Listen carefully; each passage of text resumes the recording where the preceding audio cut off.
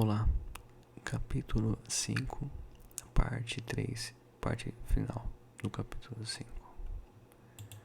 Perda de pessoas amadas, mortes prematuras.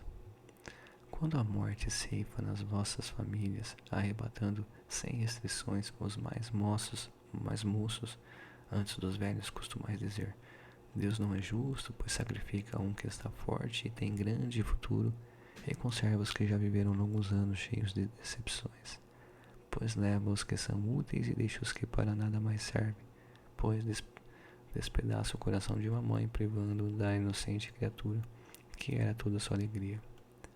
Humanos, é nesse ponto que precisais elevar-vos acima do terra a terra da vida, para compreenderes que o bem muitas vezes está longe, aliás, está onde julgais ver o mal. A sábia providência, onde pensais divisar a cega fatalidade do destino, porque é a vez de avaliar a justiça divina pela vossa.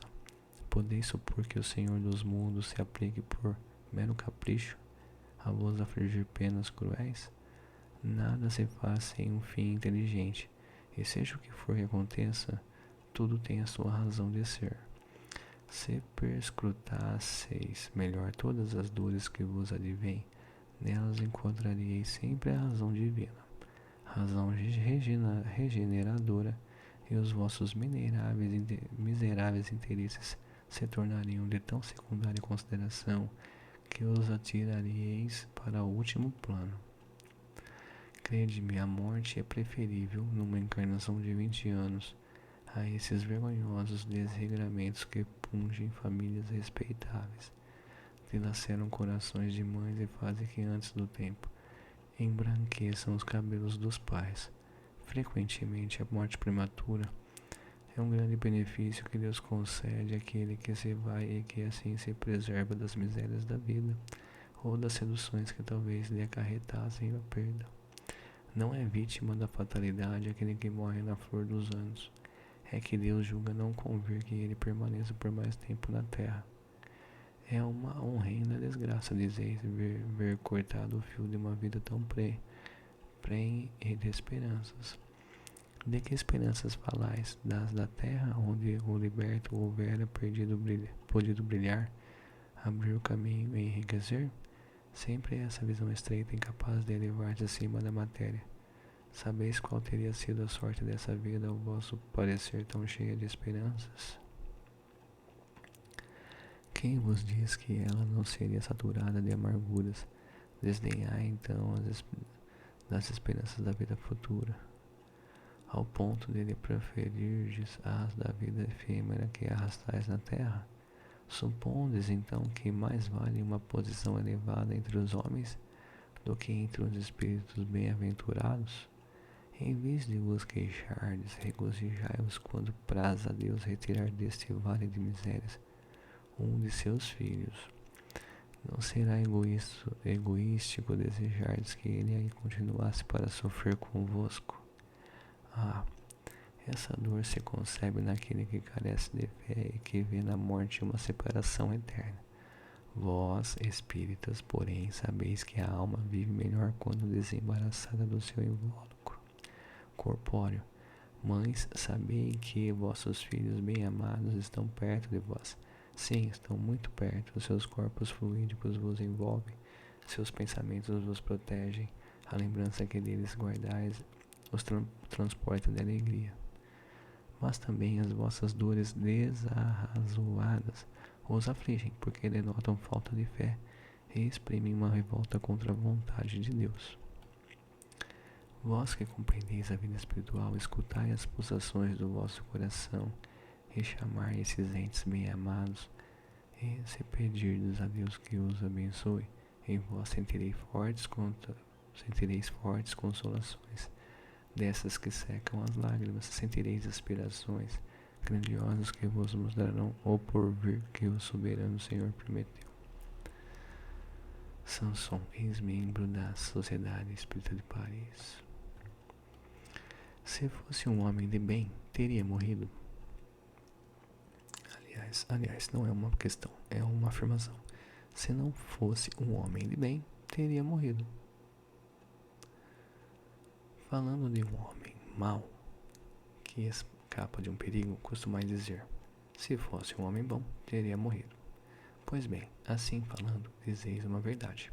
Pois com efeito muito a miúde sucede dar Deus a um espírito de processo ainda incipiente, prova mais longa do que a um bom que, por prêmio do seu mérito, receberá a graça de ter tão curta quanto possível a sua aprovação.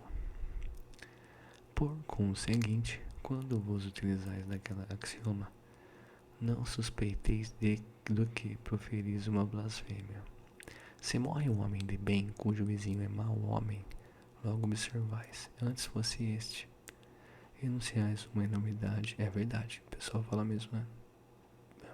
Eu já falei, ou não lembro agora, acho que já falei. Enunciais uma enormidade, porquanto aquele que parte concluiu a sua tarefa, e a que fica talvez não haja principiado a sua. Repetindo, enunciais uma enormidade, porquanto aquele que parte concluiu a sua tarefa, e o que fica talvez não haja principiado a sua. Por quê? Então havereis de querer que o mal faltasse tempo para terminá-la, e que o outro permanecesse preso à gleba terrestre. Que diríeis se um prisioneiro que cumpriu a sentença contra ele pronunciada fosse conservado no cárcere, ao mesmo tempo em que restituíssem a liberdade um que a esta não tivesse direito? Ficais sabendo que a verdadeira liberdade por espírito consiste no rompimento dos laços que o prendem ao corpo, e que, enquanto vos achardes na terra, estareis em cativeiro. Habituai-vos a não censurar o que não podeis compreender, e crede que Deus é justo em todas as coisas. Muitas vezes o que vos parece um mal é um bem. Tão limitadas, no entanto, são as vossas faculdades, e que o conjunto do grande todo não o apreendem aos vossos sentidos obtusos. Esforçai-vos, pois, por sair pelo pensamento da vossa acanhada esfera, e, à medida que vos elevardes, diminuirá para vós a importância da vida material, que, nesse caso, se vos apresentará como simples incidente no curso infinito da vossa existência espiritual, única existência verdadeira. Os tormentos voluntários. Vive o homem incessantemente em busca da felicidade, que também incessantemente ele foge, porque felicidade sem mescla não se encontra na terra. Entretanto, malgrado as vicissitudes que formam o cortejo inevitável da vida terrena, poderia ele pelo menos gozar da relativa felicidade, se não a procurasse nas coisas perecíveis e sujeitas às mesmas vicissitudes, isto é, nos gozos materiais, em vez de procurar nos gozos da alma, que são um prelibar dos gozos celestes. Imperceptíveis, em vez de procurar a paz do coração, única felicidade real neste mundo, ele se mostra ávido de tudo que o agitará e turbará, e coisa singular. O homem, como que de intento, cria para si tormentos que está nas suas mãos evitar. Haverá maiores do que os que derivam da inveja e do ciúme? Para o invejoso e o ciumento não há repouso, então estão perpetuamente fabricitantes. O que não tem e os outros possuem lhes causa insônias, dão-lhes em vertigem os êxitos de seus rivais. Toda a emulação para eles se resume em eclipsar os que lhes são próximos, toda a alegria em excitar nos que se lhes assemelham pela escassez, a raiva do ciúme que os devora, pobres insensatos, com efeito que não imaginam sequer que amanhã talvez terão de largar todas essas frioleiras cuja cobiça envenena a vida. Não é a eles, de certo, que se aplicam essas palavras: bem-aventurados os aflitos, pois que serão consolados, visto que as suas preocupações não são aquelas que têm no céu as compensações merecidas. Que de tormentos, ao contrário, se poupa aquele que sabe concentrar-se com o que tem. Corrigindo, sabe contentar-se com o que tem. que nota sem inveja o que não possui, que não procura parecer mais do que é. Esse é sempre rico, porquanto se olha para baixo de si e não para cima, vê sempre criaturas que têm menos do que ele. É calmo porque não cria para si necessidades quiméricas, e não será uma felicidade a calma em meio às tempestades da vida. E não ser, repetindo, e não será uma felicidade a calma em meio das tempestades da vida. A felicidade seria uma calma, estando em paz. É uma maneira de estar feliz.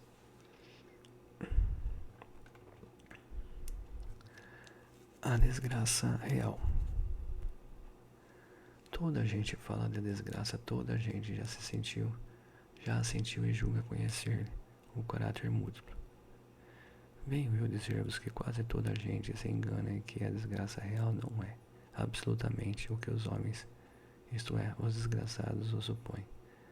Eles a veem na miséria, no fogão sem lume, no credor que ameaça, no berço de que um anjo sorridente desapareceu, nas lágrimas do féretro que se acompanha de cabeça descoberta e com o coração despedaçado, na angústia da traição, na desnudação do orgulho que desejara envolver-se em púrpura e mal oculta a sua nudez sob os andrajos da vaidade. A tudo isso e a muitas coisas mais se dá o nome de desgraça. Na linguagem humana, sim, é desgraça para os que só veem o presente. A verdadeira desgraça, porém, está nas consequências de um fato, mais do que no próprio fato. Dizemos-se um acontecimento considerado ditoso na ocasião, mas que acarreta consequências funestas. Não é realmente mais desgraçado do que outro que a princípio causa viva contrariedade e acaba produzindo o bem. Dizei-me se há tempestade que vos arranca as árvores, mas que saneia o ar, dissipando os miasmas insalubres que causariam a morte. Não é antes uma felicidade do que uma infelicidade? Para julgarmos de qualquer coisa, precisamos ver-lhe as consequências. Assim, para bem apreciarmos o que em realidade é ditoso ou inditoso para o homem, precisamos transportar-nos para além desta vida, porque é lá que as consequências se fazem sentir. Ora, tudo o que se chama infelicidade, segundo as acanhadas vistas humanas, cessa com a vida corporal e encontra sua compensação na vida futura. Vou revelar-vos a infelicidade sob uma nova forma, sob a forma bela e florida que acolheis e desejais com todas as veras de vossas almas iludidas. A infelicidade é a alegria, é o prazer, é o tumulto, é a vã agitação, é a satisfação louca da vaidade que faz encarar a consciência, que comprime a ação do pensamento, que atordoa o homem com relação ao seu futuro. A infelicidade é o ópio do esquecimento, que ardentemente procurais conseguir. Esperai vós que chorais, tremei vós que rides, pois que o vosso corpo está satisfeito. A Deus não se engana, não se foge do destino, e as provações credoras, mais impiedosas do que a minha, do que corrigindo.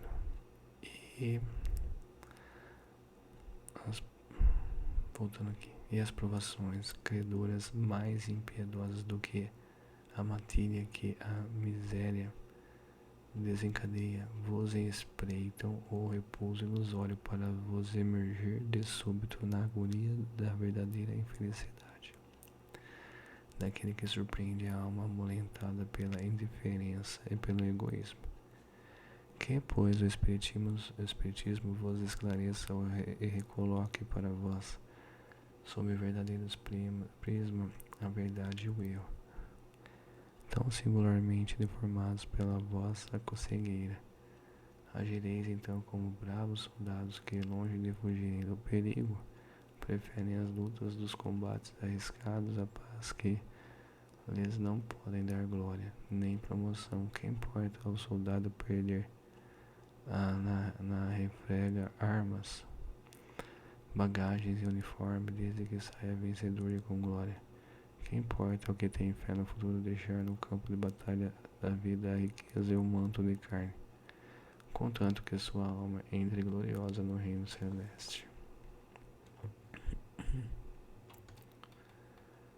A melancolia. Sabeis porque às vezes uma vaga tristeza se apodera dos vossos corações e vos leva a considerar a amarga vida?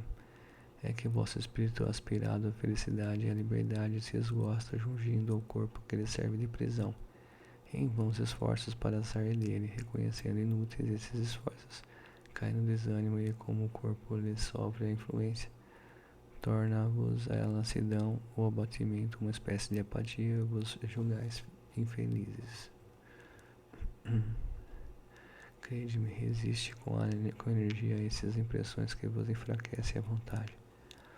São inatas no espírito de todos os homens as aspirações por uma vida melhor, mas não as busqueis nesse mundo e agora quando Deus vos envia os espíritos que lhes pertencem para vos instruírem acerca da felicidade que ele vos reserva, aguardai pacientemente o anjo da libertação, para vos ajudar a romper os liames que vos mantêm cativo o espírito. Lembrai-vos de que durante o vosso degredo na terra, tendes de desempenhar uma missão de que não suspeitais, quer dedicando-vos à vossa família, quer cumprindo as diversas obrigações que Deus vos confiou. Se no curso desse degredo a provação, exonerando-vos dos vossos encargos, sobre vós desabarem os cuidados, as inquietações e tribulações. Sede fortes e corajosos para suportá-los, afrontai-os resolutos. Duram pouco e vos conduzirão à companhia dos amigos por quem chorais e que, jubilosos por ver-vos de novo entre eles, vos estenderão os braços a fim de guiar-vos a uma região inacessível às aflições da terra. Provas voluntárias ou verdadeiro silício. Perguntais se é lícito ao homem abrandar suas próprias provas. Essa questão equivale a esta outra. É lícito aquele que se afoga cuidar de salvar-se? Aquele em quem um espinho entrou retirá-lo? Ao que está doente chamar o médico? As provas têm por fim exercitar a inteligência tanto quanto a paciência e a resignação. Pode dar-se que um homem nasça em posição penosa e difícil, precisamente para se ver obrigado a procurar meios de vencer as dificuldades. O mérito consiste em sofrer sem murmurar as consequências dos males que lhes não seja possível evitar, em perseverar na luta, em se não desesperar, se não é bem sucedido, nunca negligencia, que seria mais preguiça do que virtude. Essa questão dá lugar naturalmente a outra, pois, se Jesus disse, bem-aventurados os aflitos, haverá mérito em procurar alguém em aflições que lhe agravem as provas, por meio de sofrimentos voluntários. A isso responderei muito positivamente. Sim, há grande mérito quando os sofrimentos e as privações objetivam o bem do próximo, porquanto é a caridade pelo sacrifício, não quando os sofrimentos e as privações somente objetivam o bem daquilo que a si mesmo as inflige. Porque aí só há egoísmo por fanatismo. Grande distinção cumpre aqui se faça.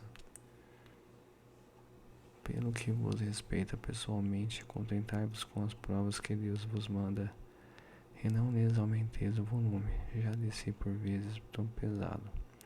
Aceitá-las sem queixumes e com fé, eis tudo que de vós exigirem. Não enfraqueceis o vosso corpo com privações inúteis e macerações sem objetivo, pois que necessitais de todas as vossas forças para cumprir a vossa missão de trabalhar na terra.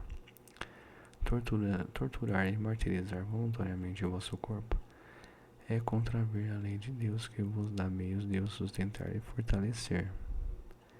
Enfraquecê-lo tem necessidade. Enfraquecê-lo sem necessidade é um verdadeiro suicídio. Usai, mas não abusais, tal a lei. O abuso das melhores coisas tem a sua punição nas inevitáveis consequências que acarreta. Muito diverso é o que ocorre quando o homem põe a si próprio sofrimentos para o alívio do seu próximo.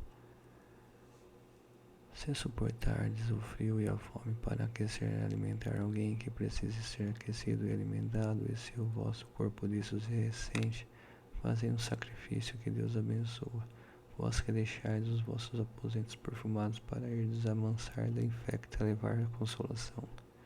Vós que sujais as mãos delicadas pensando chagas. Vós que vos privais do sono para cavelar a cabeceira do doente que apenas é vosso irmão em Deus. Vós, enfim, que despendeis a vossa saúde na prática das boas obras, tendes em tudo isso o vosso cilício, verdadeiro e abençoado cilício, visto que os gozos do mundo não vos secaram o coração, que não adormecestes no seio das volúpias enervantes da riqueza. Antes vos constituístes anjos consoladores dos pobres deserdados. Vós, porém, que vos retirais do mundo para lhes evitar as seduções e viver no isolamento, que utilidade tens na terra? Onde a vossa coragem nas provações, uma vez que fugis da luta e desertais do combate? Se quereis um cilício, aplicai-vos a vossas almas e não aos vossos corpos. Mortificai o vosso espírito e não a vossa carne. Fustigai o vosso orgulho, recebei sem murmurar as humilhações. Flagiciai o vosso amor próprio. Enrijai-vos contra a dor da injúria e da calúnia, mas mais pungente do que a dor física. Aí tendes o verdadeiro cilício, cujas feridas vos serão contadas, porque atestarão a vossa coragem e a vossa submissão à vontade de Deus. Dever-se-á por termo as provas do próximo. Deve alguém pôr termo à prova, às provas do seu próximo quando o possa, ou deve, para respeitar os desígnios de Deus, deixar que sigam o seu curso? Já vos temos dito e repetido muitíssimas vezes que estáis nessa terra de expiação para concluirdes as vossas provas e que tudo o que vos sucede é consequência das vossas existências anteriores. São os juros da dívida que tendes de pagar. Esse pensamento, porém, provoca em certas pessoas reflexões que devem ser combatidas devido aos funestos efeitos que poderiam determinar. Pensam alguns que, estando-se na terra para espiar, cumpre que as provas sigam o seu curso. Outros mesmo que vão até o ponto de julgar que não só nada devem fazer para atenuá-las, mas que ao contrário devem contribuir para que elas sejam mais proveitosas, tornando-as mais vivas. Grande erro. É certo que as vossas provas têm de seguir o curso que lhes traçou Deus. Dar-se-á, porém, conheçais este curso. Repetindo, é certo que as vossas provas têm de seguir o curso que lhes traçou Deus. Dar-se-á, porém, conheçais esse curso. Sabeis até onde têm elas de ir, e se o vosso Pai misericordioso não terá dito ao sofrimento de tal ou tal dos vossos irmãos, não irá mais longe? Sabeis se a providência não vos escolheu, não como instrumento de suplício, mas para agravar os sofrimentos do culpado, mas como o bálsamo da consolação para fazer cicatrizar as chagas que a sua justiça abrirá, ou a sua justiça abrira. Não digais, pois, quando virdes atingido um dos vossos irmãos, é a justiça de Deus, importa que siga o seu curso, entre aspas. Aqui, voltando entre aspas, é a justiça de Deus, importa que siga o seu curso. Dizei antes, entre aspas, vejamos que meios o Pai misericordioso me pôs ao alcance para suavizar o sofrimento do meu irmão, Vejamos se as minhas consolações morais, o meu amparo material ou meus conselhos poderão ajudá-lo a vencer essa prova com mais energia, paciência e resignação. Vejamos mesmo se Deus não me pôs nas mãos os meios de fazer que cesse esse sofrimento, se não me deu a mim também como prova, como expiação, talvez de ter o mal, e se substituí-lo pela paz. Fecha aspas. Ajudai-vos, pois, sempre mutuamente nas vossas respectivas provações e nunca vos considereis instrumentos de tortura. Contra essa ideia deve revoltar-se todo homem de coração, principalmente todo espírita, porquanto este, melhor do que qualquer outro, deve compreender a extensão infinita da bondade de Deus. Deve o espírito estar compenetrado de que a vida toda tem de ser um ato de amor e de devotamento, que faça ele o que quiser para se opor às decisões do Senhor. Estas se cumprirão. Pode, portanto, sem receio, empregar todos os esforços por atenuar o amargor da expiação. Certo, porém, de que só a Deus cabe detê-la ou prolongá-la, conforme julgar conveniente. Não haveria imenso orgulho da parte do homem em se considerar no direito de, por assim dizer, revirar a arma dentro da ferida, de aumentar a dose do veneno nas vísceras daquele que está sofrendo, sob o pretexto de que tal é a sua expiação. Considerai-vos sempre como instrumento para fazê-la cessar.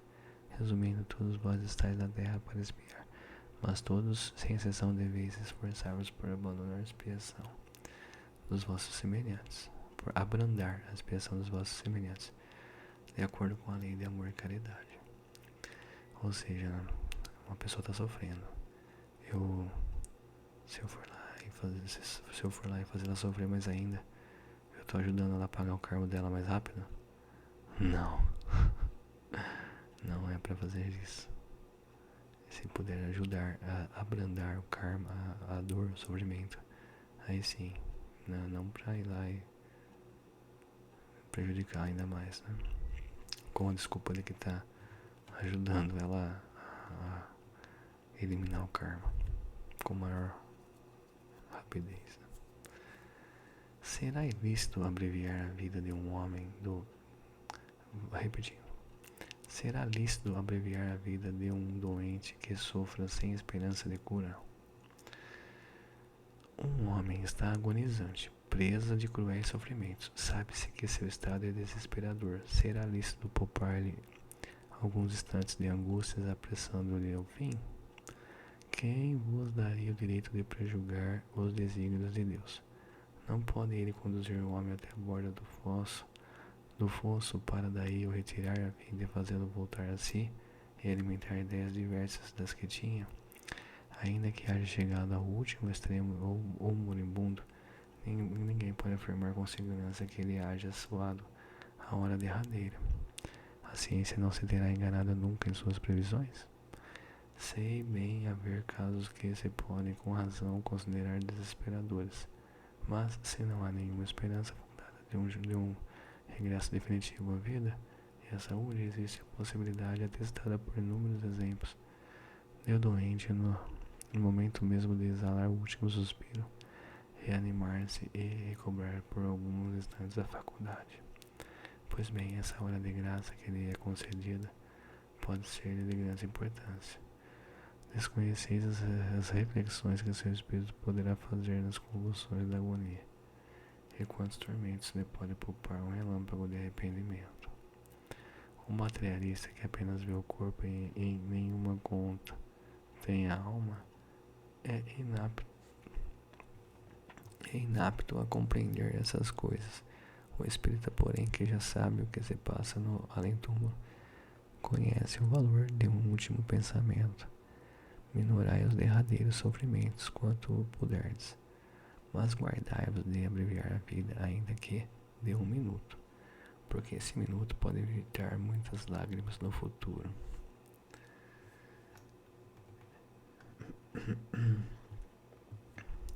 Sacrifício da própria vida. Aquele que se acha desgostoso da vida, mas que não quer extingui-la por suas próprias mãos, será culpado de procurar a morte num campo de batalha com o propósito de tornar útil sua morte. Que o homem se mate ele próprio, ou faça que outrem o mate, seu propósito é sempre cortar o fio da existência. Há, por conseguinte, suicídio intencional, senão de fato. É ilusória a ideia de que sua morte servirá para alguma coisa. Isso não passa de pretexto para copiar o ato e escusá-lo aos seus próprios olhos. Se ele desejasse seriamente servir ao seu país, cuidaria de viver para defendê-lo, não procuraria morrer. Pois que, morto, de nada mais lhe serviria. O verdadeiro devotamento consiste em não temer a morte, quando se trata de ser útil, em afrontar o perigo, em fazer de antemão e sem pensar o sacrifício da vida se for necessário, mas buscar a morte com premeditada intenção, expondo-se a um perigo ainda que, para prestar serviço, anula o mérito da ação.